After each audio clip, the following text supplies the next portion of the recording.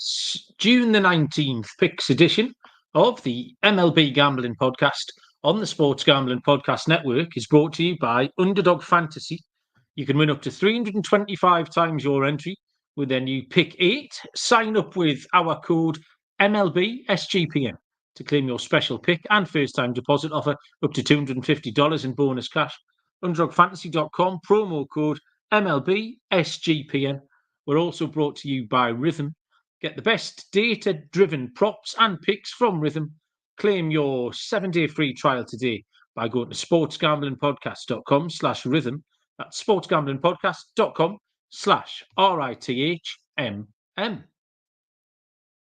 Welcome, everybody, to the MLB Gambling Podcast on the Sports Gambling Podcast Network. My name is Malcolm Bamford, coming to you from Newcastle upon Tyne in the northeast of England. Today is Tuesday, the 18th of June. We are here to handicap a full card of action across MLB for Wednesday, June the 19th. Joining me from somewhere in New York, state or city, I don't know the difference.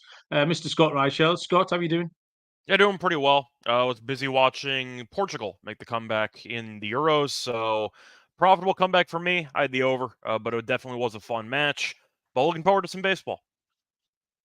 Yes, well, we did just have a little chat about the football because I was on a historic bad run, Scott. I don't want to downplay the Euro 2024 gambling podcast, but before that Portugal game and before that 93rd minute winner, I was on. There's been 11 games played so far, and I was 0-11, Scott. And that Portugal winner got me on the board. So I am now 1-11. Or Barry says I'm 1-11. I'm claiming that I've won one in a row. So it's a glass half empty, glass half full kind of thing. So yeah, one in a row. You can't argue with that. So I am all the way back. But the football's been really good. Two great games today. Turkey and Georgia was excellent. Loads of fun, and the fans were going absolutely wild. It was brilliant. And then, yeah, Portugal got away with it tonight. But the tournament so far, it's been really entertaining. All the games run at good times if you're a daytime DGen. If there's no day sport, like there hasn't been for the last couple of days, then get across and listen to the Euro 2024 Gambling Podcast. Don't listen to me, but Baz will give you a couple of winners. Gio was first in the chat. How you doing? And Michael, I haven't seen Michael in the comments for a little while. Michael, how you doing? Nice to have you. If anyone is lurking about in the comments, send us a few picks in. We'll read them out. We could always do with a hand.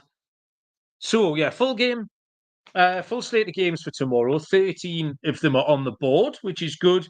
Don't forget we are going to give out some home run picks as well. Munaf put out our plays for Tuesday, which were a bit chalky. Shohei Ohtani and Rafael Devers. As soon as he put out Devers last night for the Tuesday games, Devers homered on Monday. So I think Munaf went a day too early on that one, which was slightly unfortunate. But we get out some home run picks later on. We'll see what Scott has rustled up.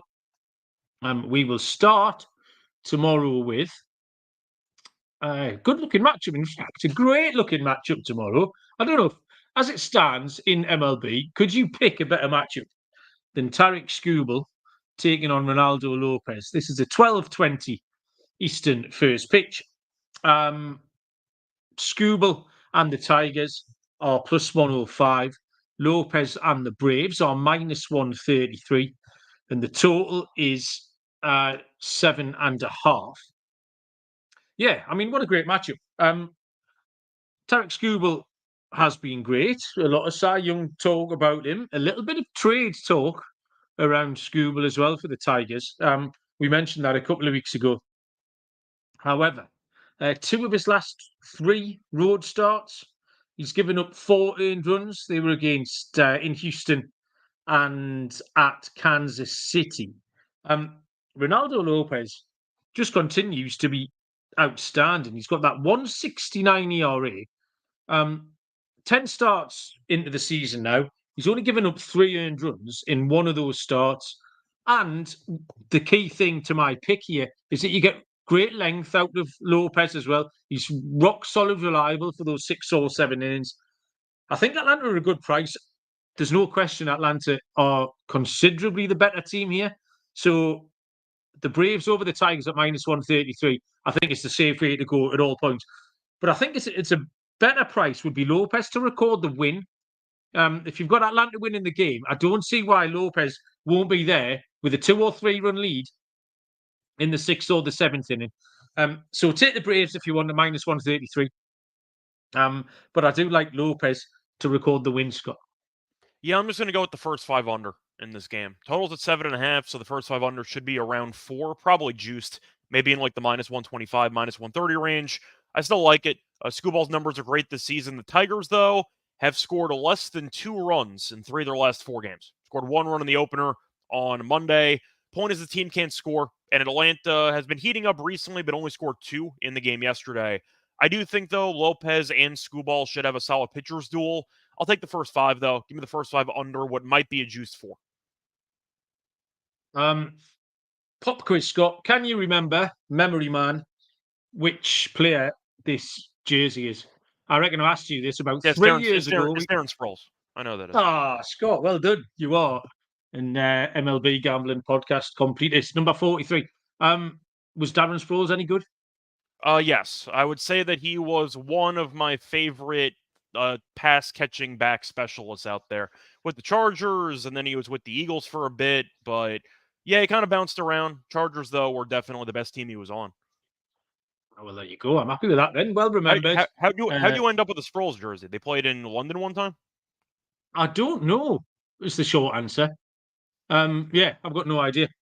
I've got quite a few jerseys in my life that I don't know how I came about them.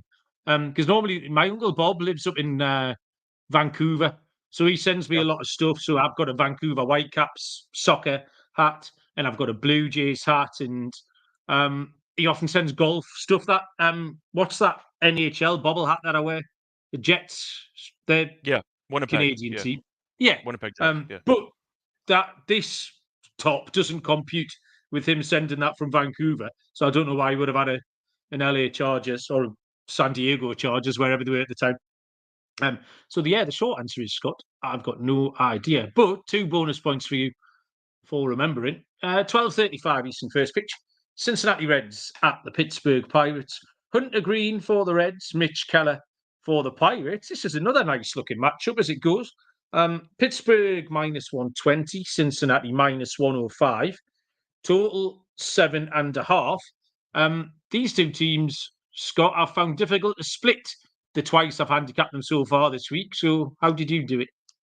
Yeah, I think I'm just going to lean to Pittsburgh in this game. These teams are pretty comparable. Pittsburgh's 2 under, the Reds are 4 under. We saw Skeens pitch well, got into trouble in the first inning, then he really settled in, and I thought he pitched very well the rest of the game. But Keller, I think, has been slightly better than Green so far this season. It's going to be a tough call. You might want to consider strikeout props maybe for Green in this matchup, but the issue for Green is that the length hasn't been, I'd say, enough for me to fully believe in this Reds bullpen. I know the Reds bullpen has been a little bit better recently, but maybe it's reputation. I still don't exactly trust this unit. I'm going to lean to Pittsburgh. This has 4-3 written all over it for me.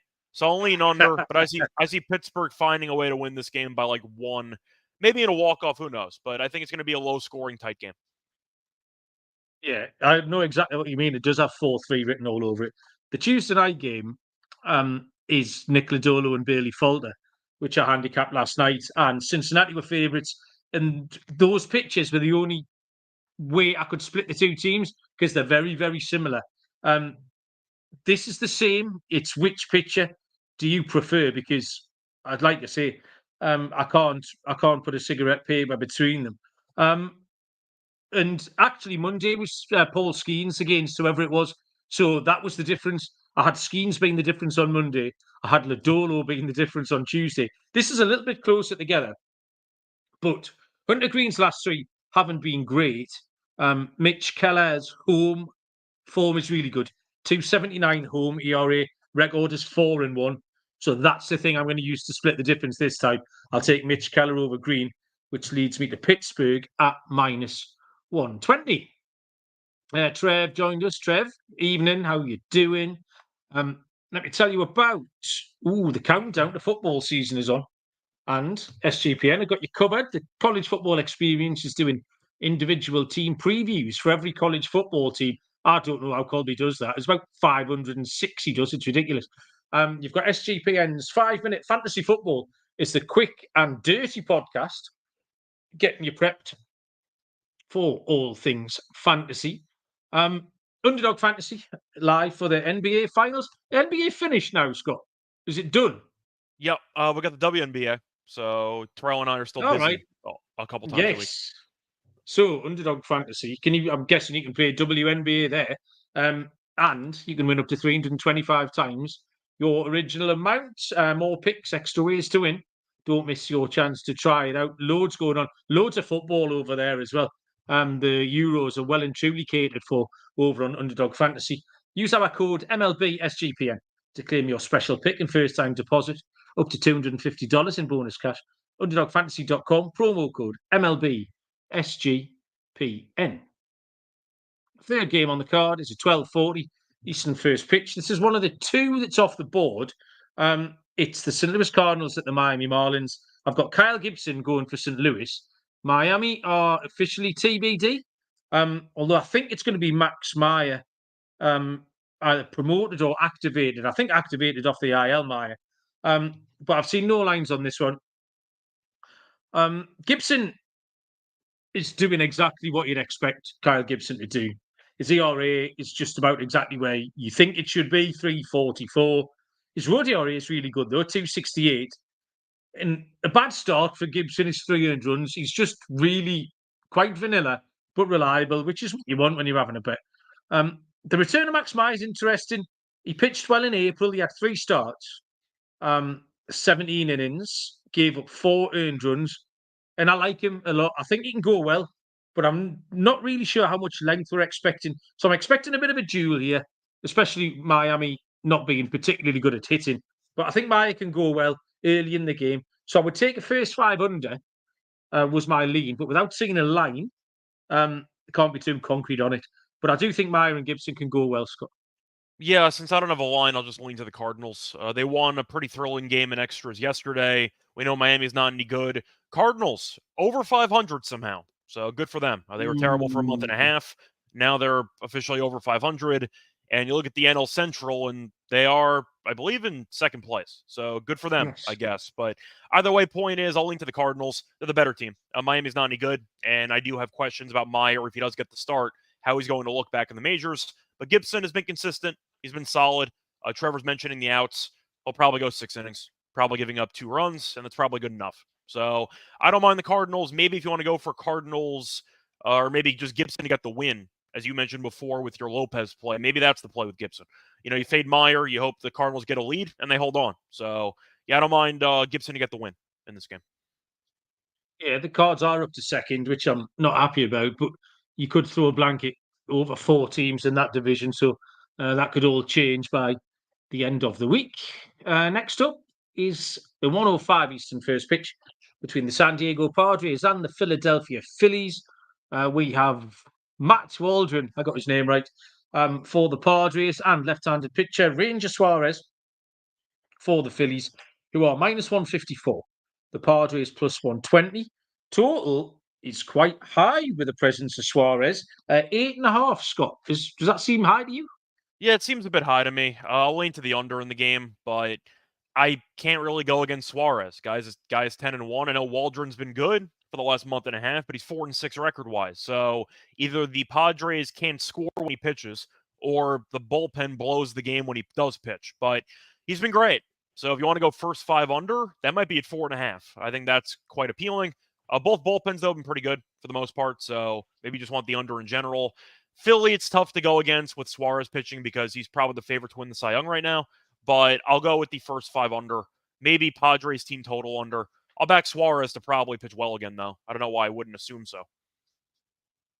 Yeah, that's the thing. I mean, I think minus 154 with Suarez is a nice price if you're a bit of a bigger better, if you don't mind a unit and a half play.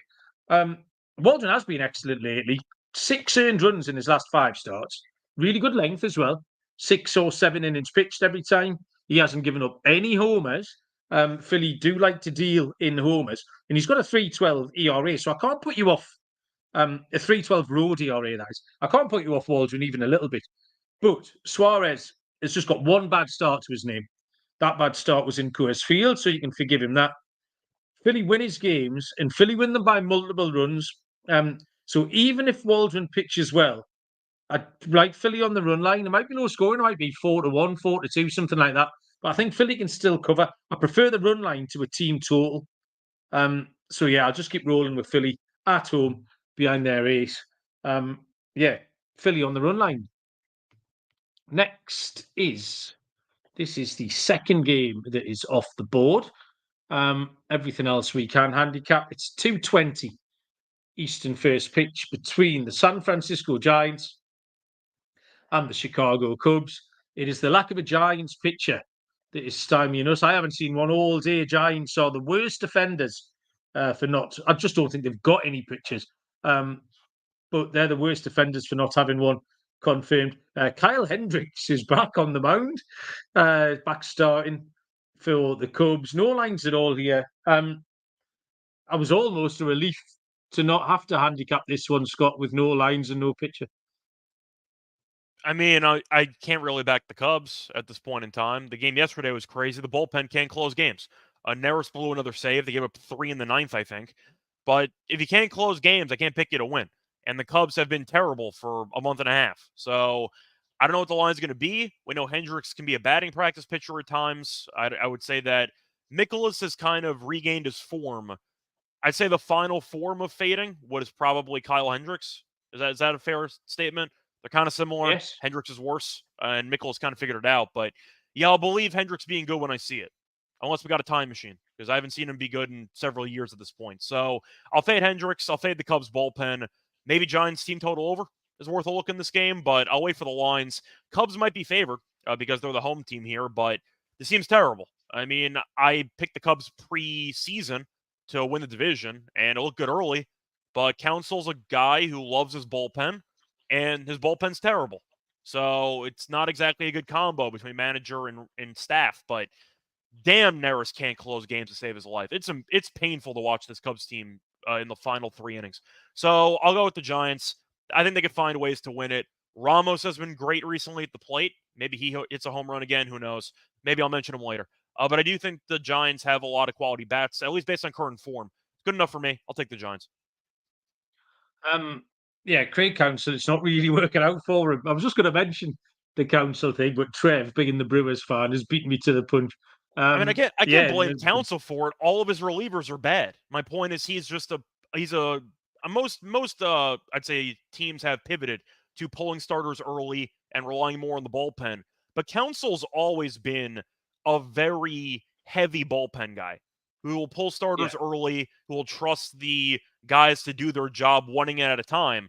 And the issue is the Cubs don't have anybody that you can trust for the 7th inning. They don't have anybody you can trust for the 8th inning. And Neris definitely can't close games. So you're going to keep the same ideology, but you don't have the same bullpen that you had in Milwaukee. That's kind of the problem. So the Cubs can't close games. Yeah, the Giants is going to be my pick just because Hendricks. Bit of a spot start. He moved to the bullpen and he has put a few zeros up in his last couple of kind of long relief 2-3 innings occasionally. But I don't want to get involved in Hendricks at all.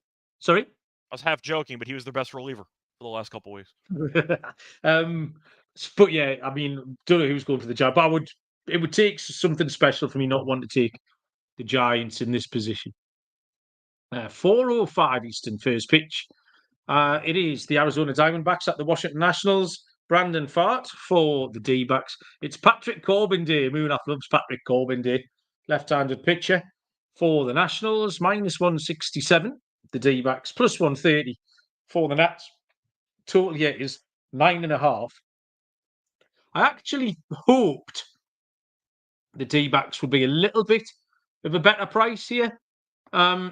Just because Fart hasn't been outstanding and the Nationals have been on a bit of a decent streak and they've been okay at home.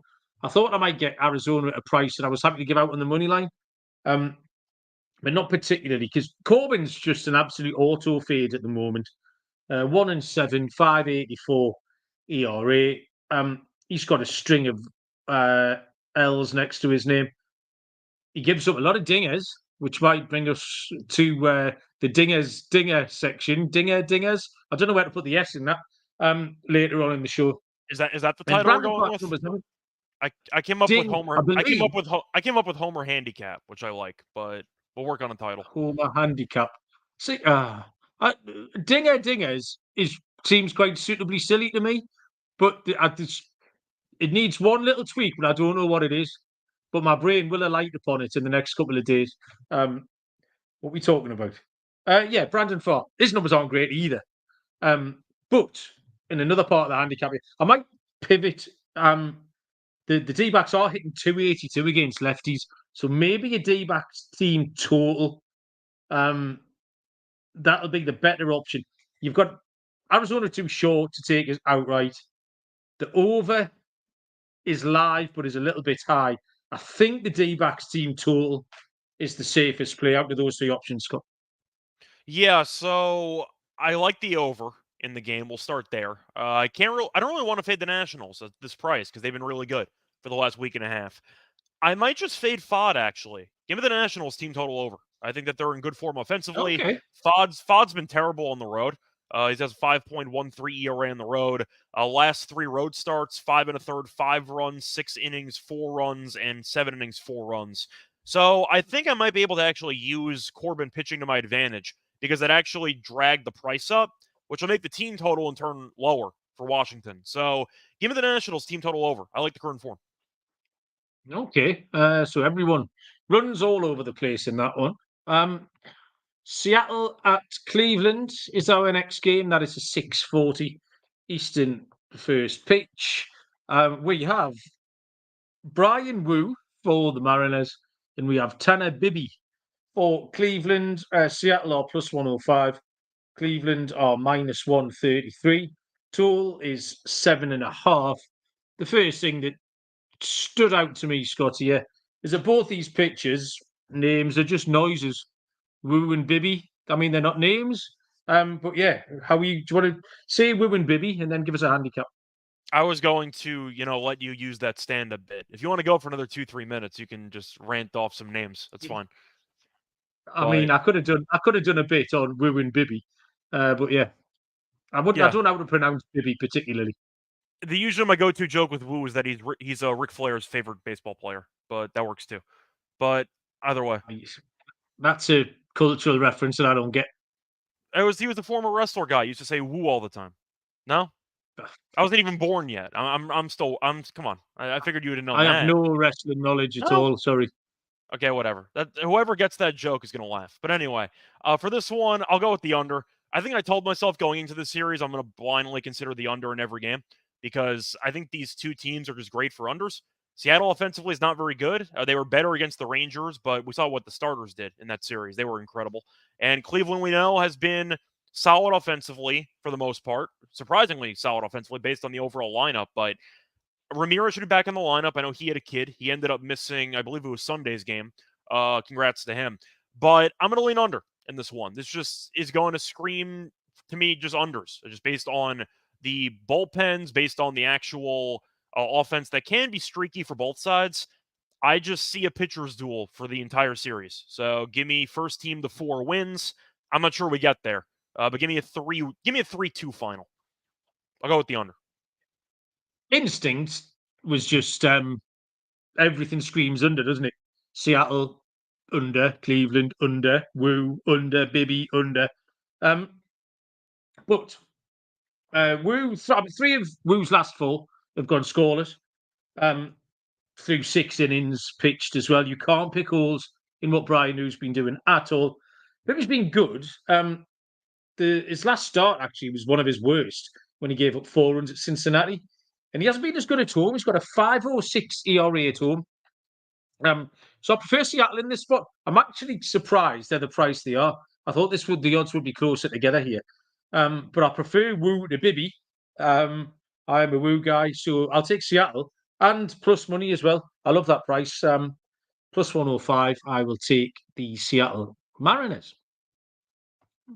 If you are still playing your player props, you need to download Rhythm. It's the go-to sports betting tool that transforms complex data into actionable insights, empowering bettors with smarter data-driven decisions. Unlike other platforms, Rhythm combines advanced predictive analytics with an intuitive user experience, making betting both easy and enjoyable. Rhythm is great at identifying value all over the place, including bench players. Hit some great picks in that NBA Finals series. Claim your 7-day free trial today by going to sportsgamblingpodcast.com/rhythm. That's sportsgamblingpodcast.com/RITHMM. 7:05 Eastern first pitch is the Baltimore Orioles at the New York Yankees. Great looking series and a big story here. It is Povich who takes the ball for Baltimore. What's his name? Cade. I knew that. Cade Povich for Baltimore. And Gerrit Cole is back for the New York Yankees, who go off $2 favourites here, minus 200. Povich and the Orioles are plus 150. Total is 9.5. All the value in this game has to be with the Orioles, Scott. I mean, I'm going to go first here because this is one of those instances where I always bow down to you and Lonte and Munaf and Dylan. The better judgment, because I just think you have the history and the background in this sport where I don't. I'm still learning on the job. It's been 6 or 7 years. But I just think the value here has to be with Baltimore. Couple of reasons. Povich pitched well last week. Povich stymied us. I think it was myself with you last week, Scott. We did Povich against Schwellenbach. Yeah. And everyone wanted runs and runs and runs. And they both pitched really well. The game finished 4-0 or something like that. Povich pitched really well. So I've got no issues with that. There's very little between the two teams. I outlined their two records. This Tuesday night game hasn't started yet. The Yankees are 22-10 at home. The Orioles are 22-10 on the road. Nothing you can put between them. And with Gerrit Cole, obviously, we know how good he is, but it's his first start. And we see this all the time, either pitchers coming back from injury, pitchers in the first start of the season, first start after a layoff, whatever it might be. So you just don't know what you're going to get with Cole. And even when we've handicapped him over the last couple of years, we do quite like fading him at home, especially at these prices. Cole's always in the barrel to be faded at home. I think you have to back Baltimore, Scott, plus 150. That's my case. And now I want your lifetime of baseball betting to tell me if I'm on the right lines or I'm completely wrong. Yeah, so I thought about initially going with the Orioles team total over, but I'm not sure if it's going to be 3.5. I really wanted a 3.5. But the total of 9.5 kind of caught me off guard.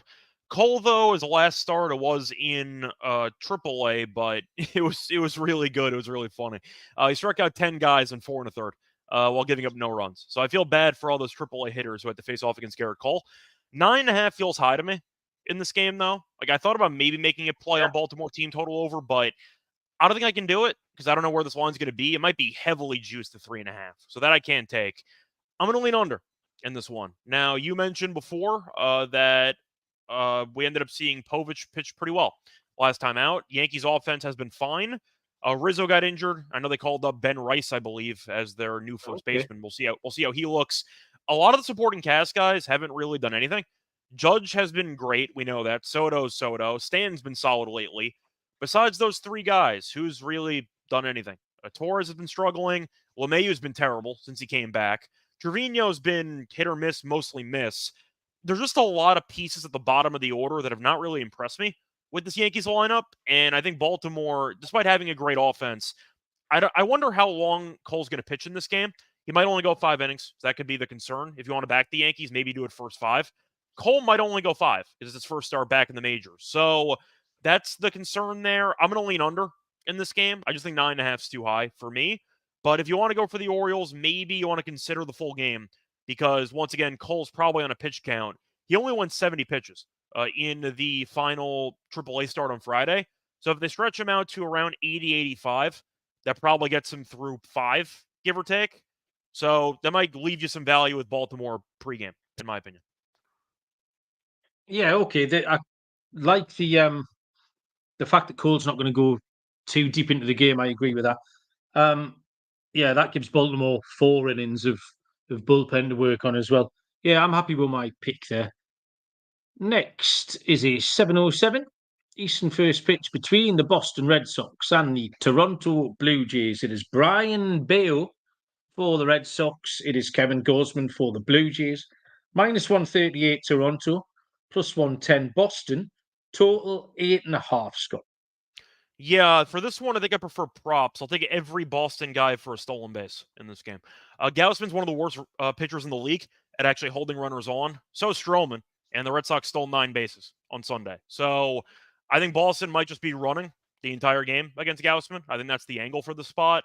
Whether it involves really just anybody that they have on the team, a lot of the guys can run. So I think I'm going to lean to the Red Sox team total over in this game. I think they're going to get to Gausman. Bayo has not been great recently by any means. He's allowed 4+ runs in three straight starts.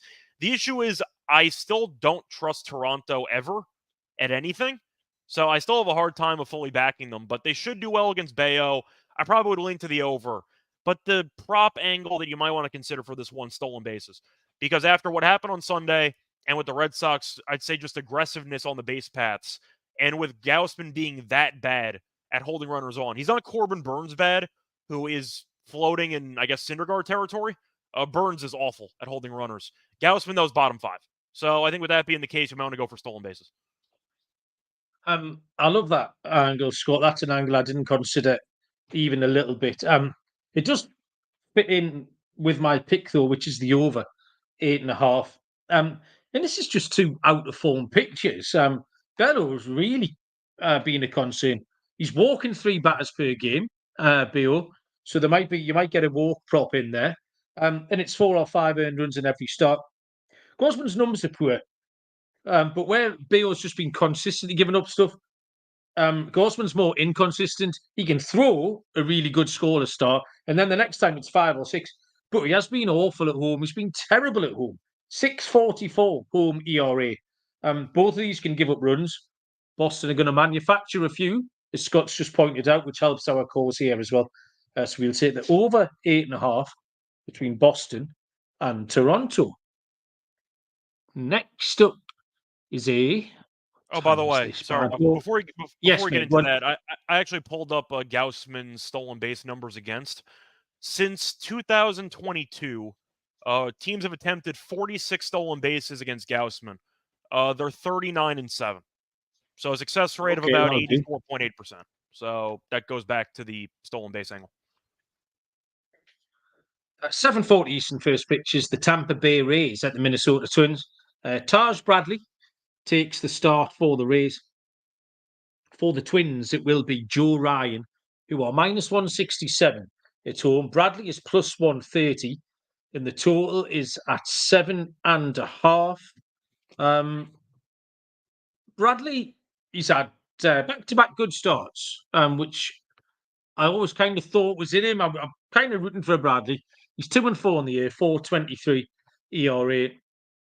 Now, his road record is poor, but only 2 of his 7 starts have come on the road. So I trust his overall form. That was kind of early season, he was struggling. The fact he's put it together, I'm happy to ignore those home road splits for him and trust the fact that he's put those back-to-back starts and then he can do it again. Joe Ryan is okay for the Twins. 5-5 record, 3.24 ERA. He's gone 7 innings and given up 2 earned runs in his last 2 appearances. He's not quite as good at home. He wins and loses, and the Twins win and lose for him in equal measure. And I like Bradley here. I prefer Bradley. I'm going to give the Rays a chance at an underdog price. I know the Twins have been streaking lately. But yeah, I'm going to give the Rays a chance to nick one here behind a good Taj Bradley performance. Tampa Bay +130, Scott. Yeah, I think I'm going to end up agreeing with you, but it's mostly just because Minnesota is priced pretty heavily. I understand that they're in good form and that they're above 500, but Ryan has been worse at home. He doesn't have an ERA over 4. Been good lately, though. In fact, he's been really good lately. He has allowed less than 3 earned in 4 of the last 5, and he's actually gone 7 innings in 4 of those 5 starts. So maybe you want to go for an outs prop on Ryan if you think that he's going to end up going some length here. Yeah, I might actually potentially pivot back to Minnesota. I didn't realize Ryan's numbers were that good recently. So I think for this one, I'd rather just take the first 5 under in this one probably at 4. I think Ryan will pitch well. I think Bradley can definitely pitch well if he avoids the long ball, which is a big if, because he has had some home run issues in the past. But I think I'm going to lean to the under in this game instead. Ryan's been steady, and he's been going length. So that's good enough for me. I'll go with the first 5 under in this game. Yeah, Gio's just rightly pointed out a little bit of local knowledge here that possibly Minnesota's going to be rained out on Tuesday, meaning this could be a double header tomorrow, which obviously will throw the pitching matchups and the bullpen usage, etc., into doubt. So, yeah, appreciate that, Gio. Thank you very much. Next game, 8:10 Eastern, is the Houston Astros at the Chicago White Sox. It is Hunter Brown for the Astros. It is Garrett Crochet, left-handed pitcher for the White Sox, who are minus 105. Houston minus 125. Total 7.5, Scott. I'm hoping you're going to pick what I've picked here. What have you got? Yeah, I think I got to go White Sox first 5 in this one. At the end of the day, that's how I'm looking at it. I like Crochet. I think he's really good. He's been auditioning for about I don't know 15 different teams over the last couple weeks, and they're probably going to trade him. I think at the end of the day, Brown's been better, but I still don't fully trust him. I also don't really like Houston. The price is very cheap on Houston, so if you do want the Astros, I mean, it's a hell of a price at 120 and change. Team's not very good, but they're better than the White Sox, who are terrible. White Sox offensively have actually been decent over the last couple weeks. The bullpen's useless, so if you like Houston, maybe you can get him live, but I like Crochet a lot. He had, 13 strikeouts last start? Threw one off speed pitch the entire time. He was absolutely incredible. So I'll back Crochet. I'll ignore the bullpen. Give me the White Sox first 5. But it is a very cheap price for Houston in general, or for any team, fading Chicago, who's the worst team in the league. So I'll back Crochet and nobody else. Give me the White Sox first 5, or maybe the Astros first 5 team total under. Yeah, I can't get away from that price on Houston, Scott. I fell in love with it. And a part of the reason is Hunter Brown, if you look at his stats, you'd say 3-5 with a level 5 ERA. And we know he threw up some horrible numbers, but actually, he's totally trending in the right direction. Much better lately. 174 ERA in his last 5 starts. So he can live with Crochet for as long as he has to in this game. And then the Astros will put them to bed later on. There's no doubt in my mind Houston are going to win this game. Minus 125 is an absolute smash spot for me. Hope I'm not missing something, but yeah, give me Houston at minus 125. The White Sox are absolute shite. Back to the top of the page on early mist. I've gone out of sequence by 5 minutes here for an 8:05 Eastern first pitch between the New York Mets and the Texas Rangers. 2 lefties on the hill in this one. Sean Manaea for the Mets and Andrew Heaney for Texas. It is close on the books, minus 118. The Rangers. The Mets are minus 110. Total is 8.5, Scott. Yeah, I'm just going to go with the Mets. I'll back Grimace. Team's been really good, and that's all there is to it. So the Rangers, I don't think are very good. We've talked about them, but you look at the last couple of games, they got buried 14-2 yesterday. They've lost 4 straight. We keep waiting for the offense to do something, and nobody's really done anything. I don't think Garcia's had that great of a year. It just feels like a lot of guys have cooled off, but the Mets have been playing good baseball, and I like Grimace, so I'll go with the Mets. So Grimace, I saw he's a big purple fella, isn't he? Yep. I was aware of that. Are you aware? I'm aware of the fact he threw out the first pitch the other day and Mets have gone on a streak. Who is Grimace? What's his involvement?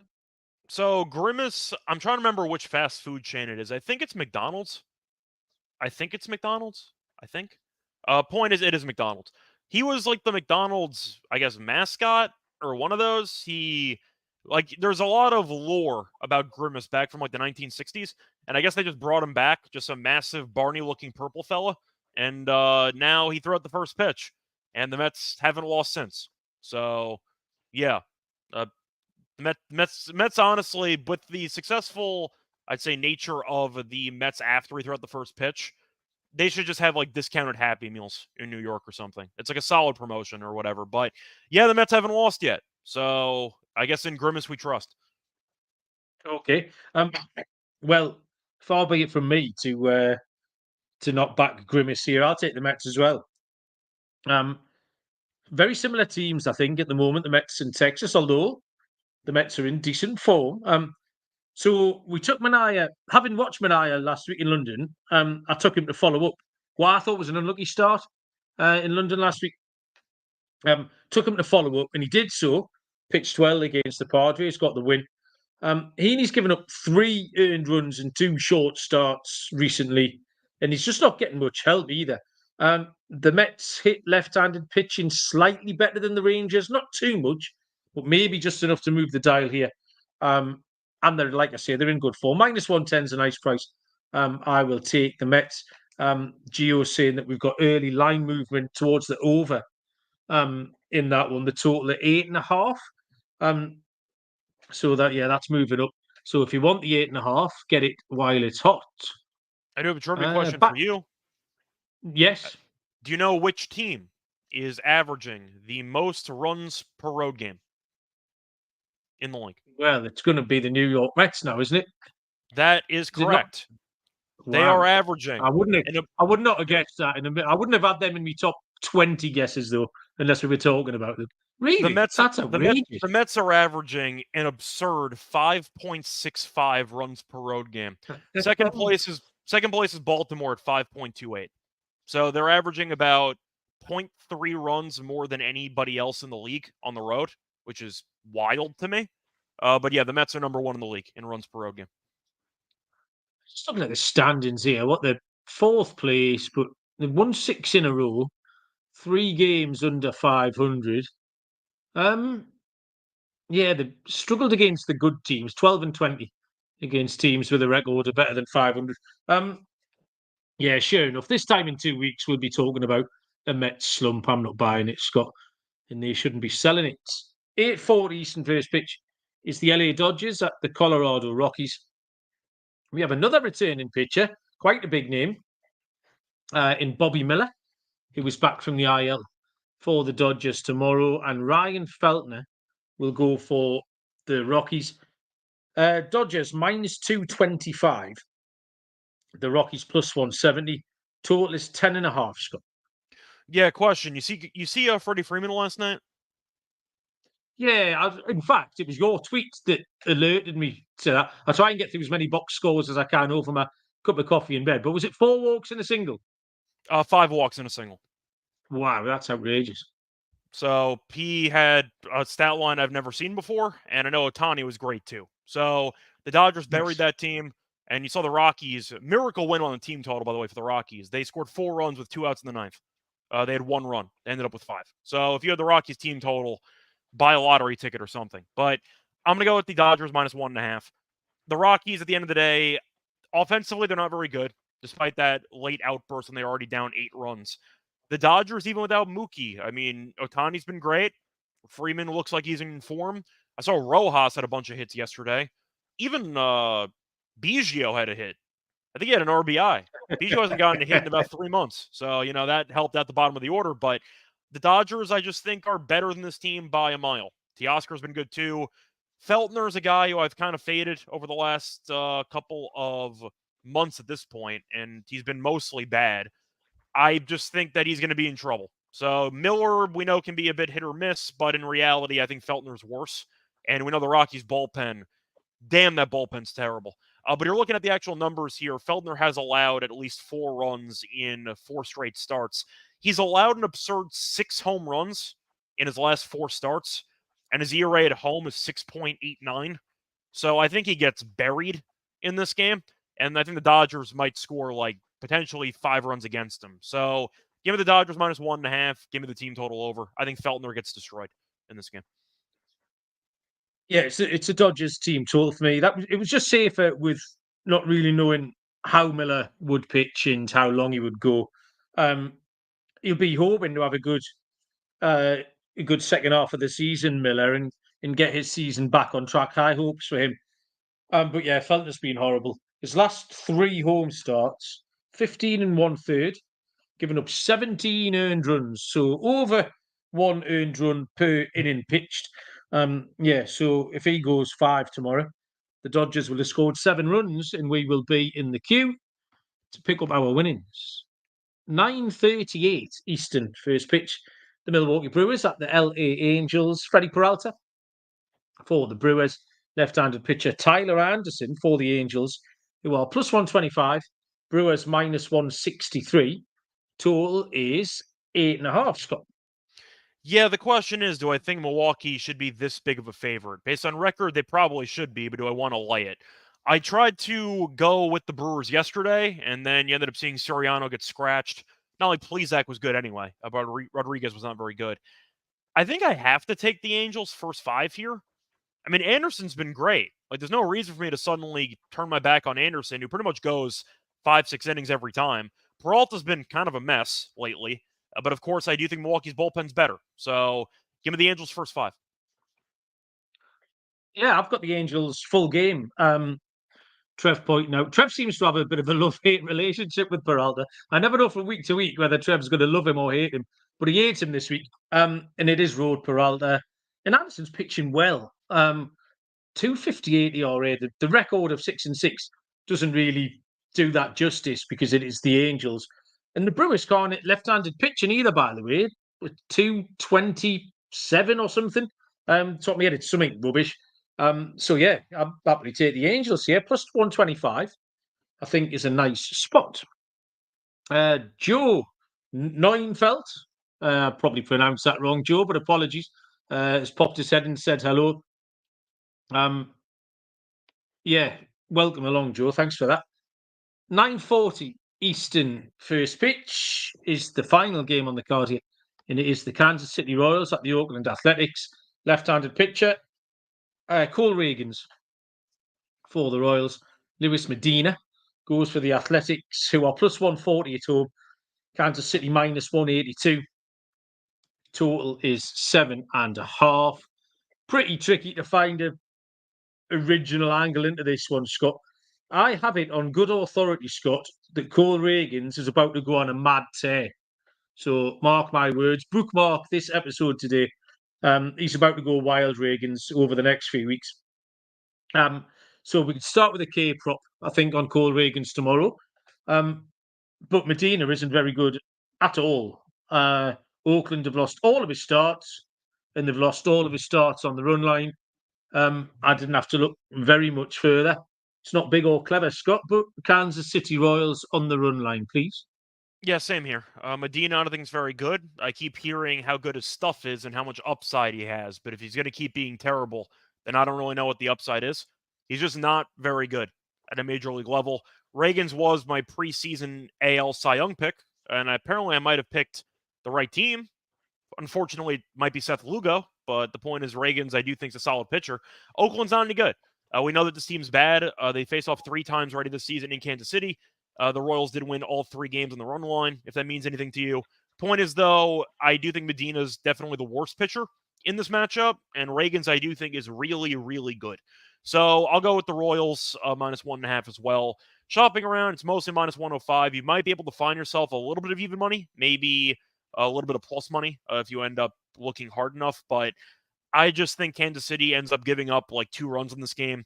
They probably scored at least 4. That's good enough for me. I'll go with Kansas City.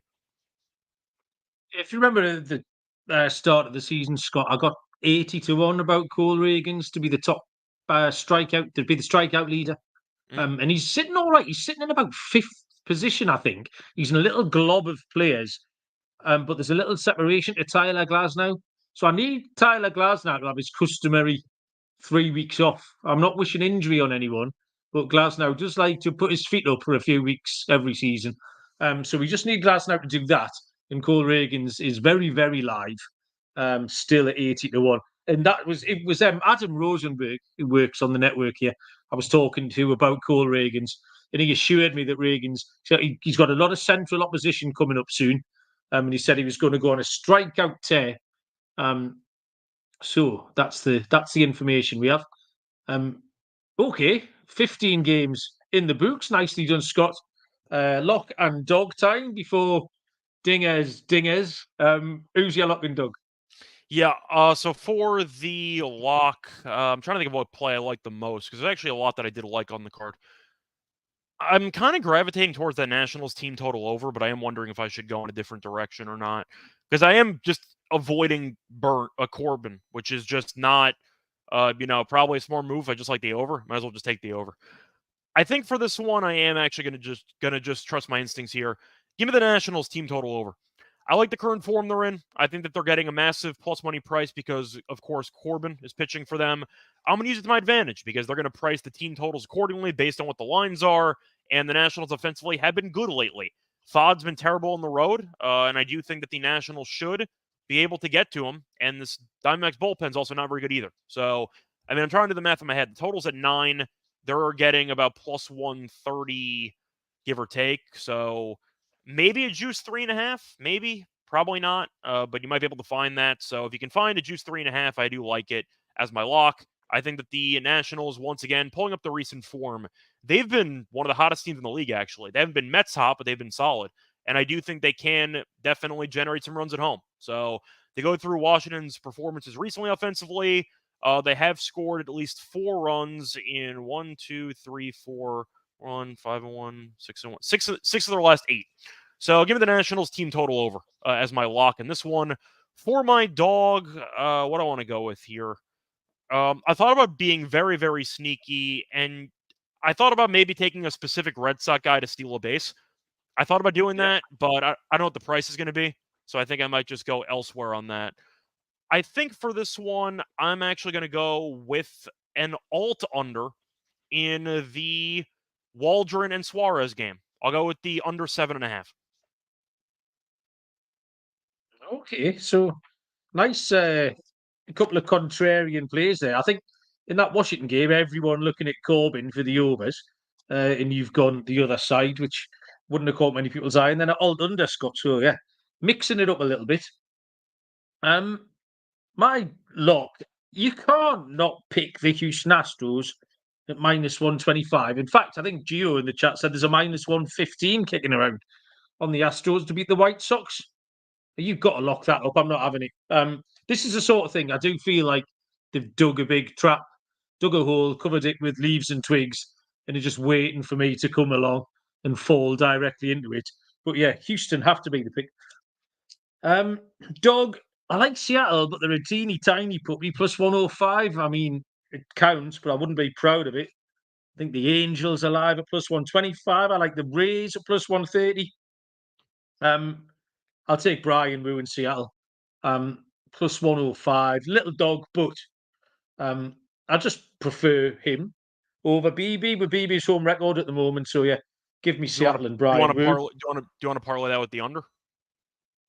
No, thank Okay. you. Just asking. All right. Plus 105 it is. All right, cool. Thanks for asking though, Scott. Right, okay. Just in time, C. James has joined us for hello, mate. Dingers. There. Scott, I preferred my name to be honest, but it I'm is what going to it is. keep saying dingers The until it homer sounds handicap normal. has a good ring to it. You just said the same word twice. I don't know what that actually does. Homer handicap. I'm not sure. That's not catchy enough for me, Scott. It's Sorry. not catchy. I don't want to. I don't know if dingers is catchy either. You're just going to keep using the S on all of them.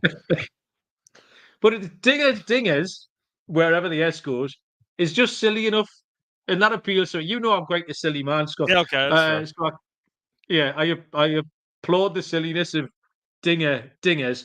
Okay, we've got one vote from Trev for Royce Lewis. Can we just do like betting bombs or something? Does that work? That's boring. It's boring. I'm doing the best I can Scott. here. All right. All I know is no matter how long we keep this title, you're going to put the S in the wrong place. No matter how many times. Dingers. Anyway, pick one. Who's going to hit a home run tomorrow, Scott? Yeah, so I'm going to go back to that Rockies and Dodgers game, and he actually had a double off the wall yesterday. Give me Teoscar Hernandez in this one against Feltner. I think Feltner, who's given up 6 home runs in his last 4 starts, is probably in line to get shelled here. Ohtani's going to be too cheap. It's in course. I didn't want to bother. Freeman actually has not done well historically against Feltner for no reason. He's like 1 for 8 lifetime, so I decided not to go for him. I think Teoscar is actually in a good matchup. So give me Teoscar Hernandez as my home run pick. I'm just having a look now at my numbers. Yeah, I'm all right with that, Scott. You know, if if you asked me to pick a Dodger, I'm just looking at the numbers here. Hernandez would have been my pick. Maybe at a big price, Miguel Vargas as well sort of jumps out ahead of Freeman and Smith and Ohtani in that spot. You never So he know who's might going be to play for valuable. the Dodgers, though, because they throw in a bunch of random guys, but I know that Teoscar will be in the lineup. That's also, I'm not Yeah, sure if Vargas absolutely. going to play. So, Yeah, I think he's playing tonight. He's confirmed tonight against the lefty. yeah. So yeah, probably not tomorrow. My play, I've got to take on Patrick Corbin. I did say earlier on we might get back to Patrick Corbin. Gives up everything, gives up the bombs. So looking for a player who's hot. A bit of a lefty on lefty matchup tomorrow for the Diamondbacks. And the answer is Scott. Oh, Jock Peterson. Peterson. Jock Peterson is the answer. Yeah, I think I just prefer him over Corbin, Carroll. Yeah, let's go with Jock Peterson. Patrick Corbin's going to give everyone a chance to hit him out. So I think Peterson can get there. And that wraps up that special episode of Dingers. Scott, anything else to tell the people before we go? No, not really. You're going to keep adding more S's as the time goes on. But yeah, by the way, James, we're not going to do Judge or Soto because we're trying to actually go for decent prices. I saw Judge tonight was plus 150. I don't care how good you are. I'm not betting plus 150 for a home run. I'd actually consider the Yeah, no. I took Ohtani last night, and I I would think he actually was plus consider the no. 175. Yeah, I consider the no and throw it in a parlay because there's no way I would personally take a home run prop below plus, I say 275.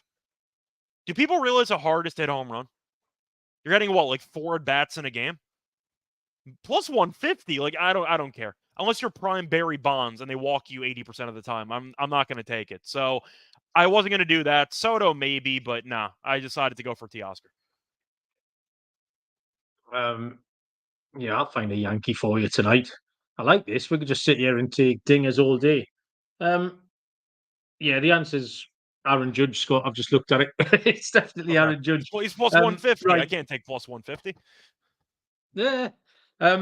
Thanks everyone who was in the chat. That was a load of fun. A couple of new names as well. Say James at the end. Alfred popped his head in, and Joe. Joe said I got his surname right, so that's a feather in my cap. The usual suspects as well. Trev and Gio at the top of the show. So appreciate that. And Michael too. What else is happening on the network? Euros continue tomorrow. The Euro 2024 Gambling Podcast with me and Big Baz. Scott, what happens with you now the NBA has finished? You all tennis or you got the WNBA, you said? Yeah, I got WNBA action. Still got tennis a couple times a week, and mostly weekends for tennis. But we have Wimbledon coming up right in your neck of the woods, so I'm sure you'll be thrilled Yes. to cover to No. watch some tennis. Yeah, I know. I'm joking. You'll be busy with football on the pitch, but besides that, no, not really. Still doing baseball, so keep me busy. Good times. Okay. I'm back on Thursday with somebody, but the show will be here tomorrow night, same time. Appreciate everyone getting involved. Good luck with your bets. And we will see you down the road. Cheers.